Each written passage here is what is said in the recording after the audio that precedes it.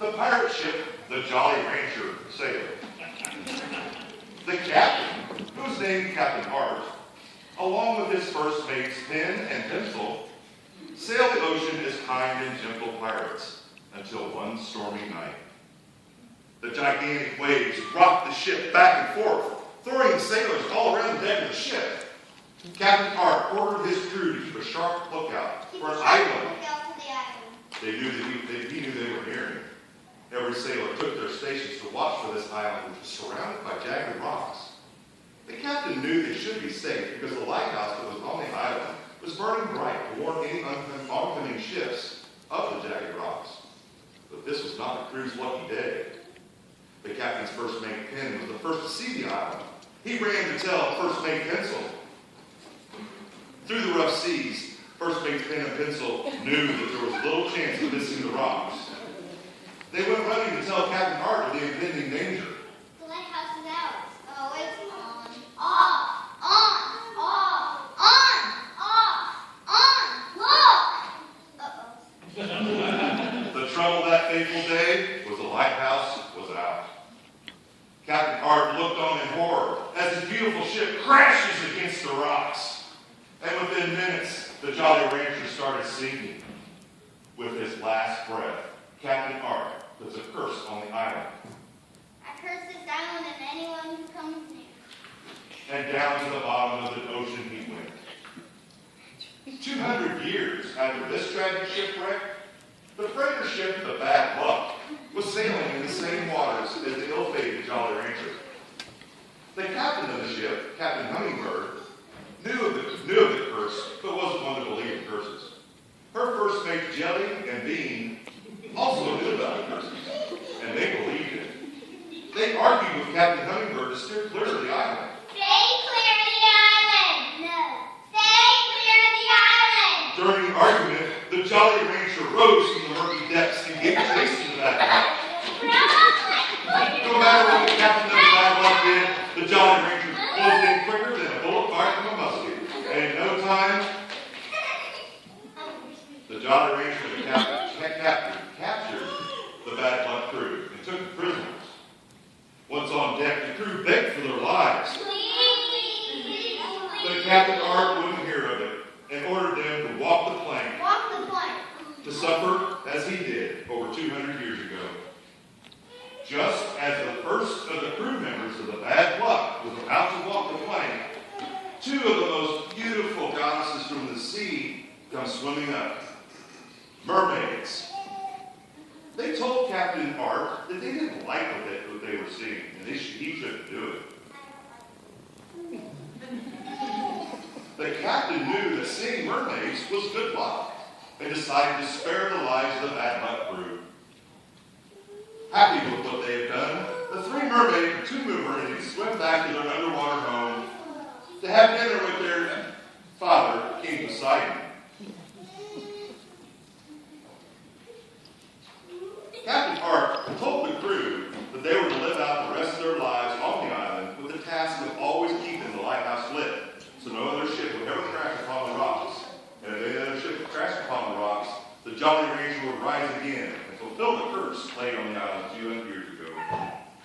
As soon as the last of the Bad Luck crew left the boat, Captain Hart gave everyone a kind farewell.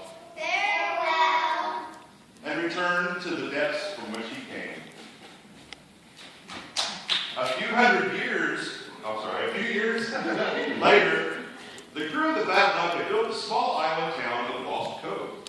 The town grew and prospered to become a big city. Within the city was a small school.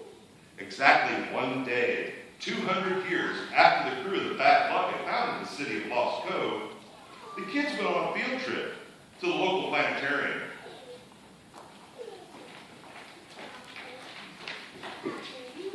The kids were enjoying their bus ride when all of a sudden the bus swerved to the left, and then swerved to the right, and then came to rest in front of the town's cemetery.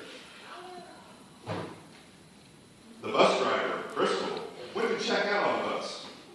She found that it had a flat tire. As soon as Crystal got back on the bus to tell the kids about the flat tire, an old man appeared out of nowhere and said, said that I would be happy to fix that flat for you. Happy to have the help, Crystal said that it would be great if a man could fix it. Thank you. The old man walked with a limp. He had a hunchback of one eye. He said, "My name is Bob, and I'll have your bus fixed in no time." While Bob was fixing the bus, the kids started telling scary stories. One of the stories about an old pirate ship that crashed against the rocks 400 years ago. One of the kids said that she heard the captain's name was Art. As soon as she said the name Art, the man who was fixing the bus bangs on the window and says, "Your bus is fixed," and told Crystal that she needed to learn how to be a better driver.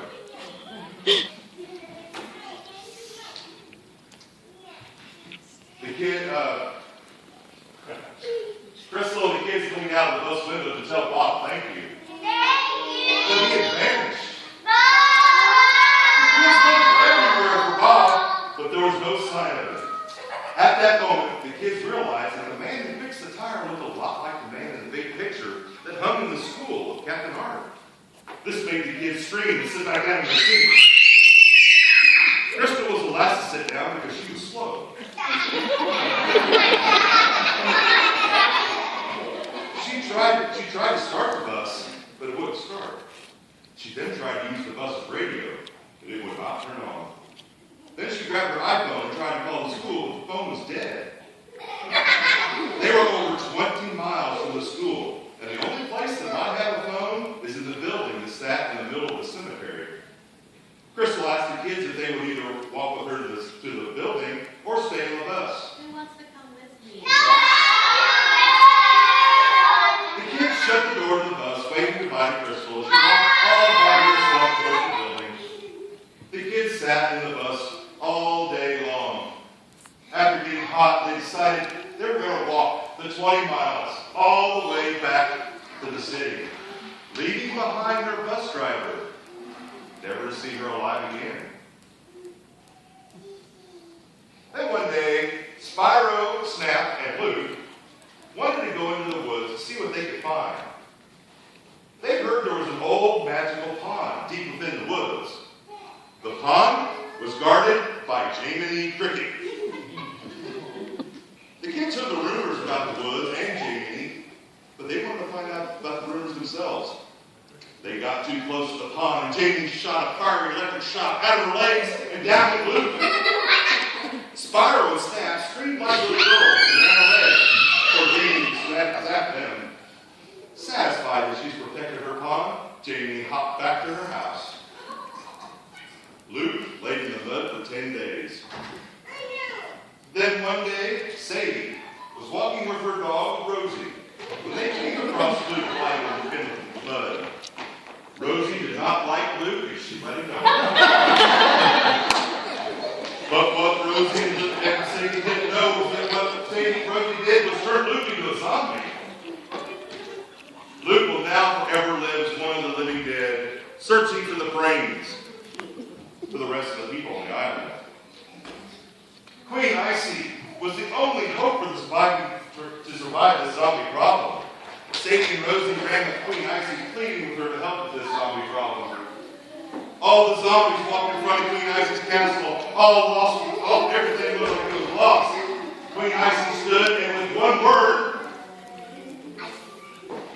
ice! All the zombies turned, it froze. Queen Icy walked among the zombies, touching every one of them, turning them all back into humans. All the humans ran back to the town, except for Sadie, Rosie, and Sunny. Queen Icy had a price for what she had done. Right now, Sunny has to become the Sun Queen. She has to live the rest of her life in the lighthouse, always keeping the lighthouse lit, so no ships will ever crash upon the rocks again. Queen Icy once again stood upon in front of her throne, and she declared,